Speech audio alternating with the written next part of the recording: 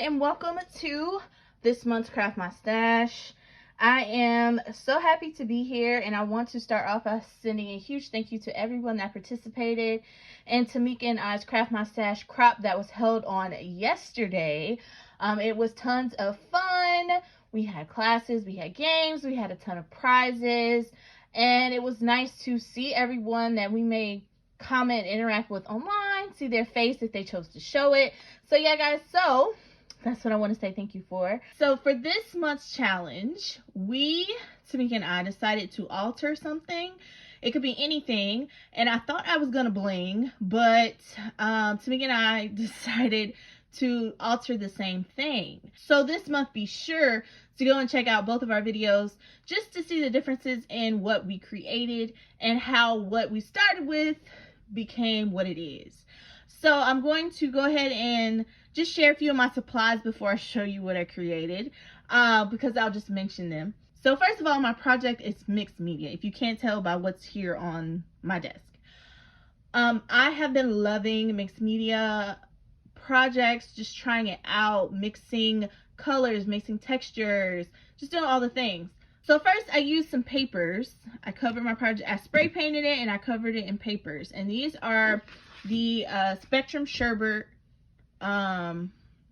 papers from 49 and Market. I use this line in a few projects I've shared, as well as like the acetate leaves and stuff. I added some foiling. If you know me, I love gold and I love foiling, so I use this Prism Gold foil, and this is actually hot foil from Spellbinders. I will link everything down below, but I used this on my project.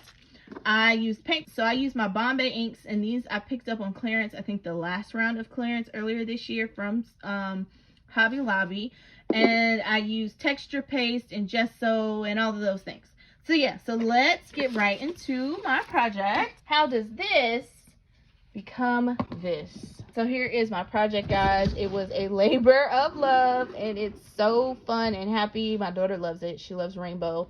My son has been saying rainbow is like his colors, like he will name them all. So I've been doing things with my kids in mind, and I like to make it fun and happy. So here is what I created. It's very heavy, and it's even heavier because I added on these clay pieces, and these pieces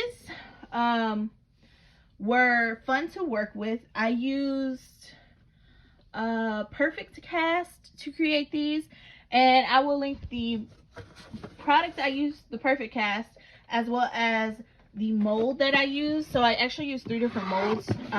They came in a set. So these are how my pieces looked, and it pretty much sets in like what is it, no more than 45 minutes, and then you just give it 24 hours to fully cure, but you can take it out the mold at 45 minutes max. And yeah, so this is what I used. These are the bigger pieces that I didn't use. So these are just some of the designs you get in that set. But it was three different molds. They are silicone molds, so they were food safe. If you like to work with food and chocolate and all that stuff, you can use those molds and that type of thing. But all these molds came from that same set that I'll have linked down below. So yeah, so that is what I used. And I used my Bombay inks to add color. I spray painted this in white first, like I said. I then covered it with the Spectrum Sherbet papers that I showed. So this is actually the piece that I cut for the top. So it was actually a gradient of rainbow, which is how I got here. But once I started playing with it, I didn't want to add distress oxides and stuff because oxides change a bit. And I wanted it to be a bright, bold color around the edges. So that's why I went with my Bombay inks, which are permanent once they dry, but you can use them with like alcohol inks or even watercolors if you choose. So yeah, so that's how I got there. But I covered it with modeling paste, and then I went in with that foil and spots and added the foiling first as my base layer. I then went over everything and added in my pieces. And I used some collage medium to just put those there, and they are not moving at all. So then I went over those with my Bombay inks and kind of, you know, distress pieces and spread things out. So for my paintbrush, I spray painted that with some white paint, and my spray paint is Rust-Oleum, and it's the paint and primer, so one coat I was good. I then went in with my Bombay inks first on the bristles, and then I added a clay piece here, and I covered it all with gesso, layered up flowers. There's more clay pieces hidden in here. There's these little pieces that look like buttons, that's all in here. I layered up some flowers, and I'll link as much as I can remember, but these are 49th and Market. Yeah, that's my son. And then I just went back in. I covered everything in gesso. Yeah.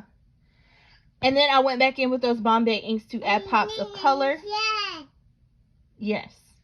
And I also added in my art stones, added colors to those. I picked up some the glitter mediums from Hobby Lobby on clearance in the art section. And that is how I was able to add on these sparkles. So I just added that on wherever I could. But yeah, guys, this is my project. I love it. But yeah, guys, that is it. Be sure to head over to Tamika's channel and check out what she has made. My little one is telling me it's time to go. So yeah, guys, that is all that I have. Thank you so much for watching, and have a great day.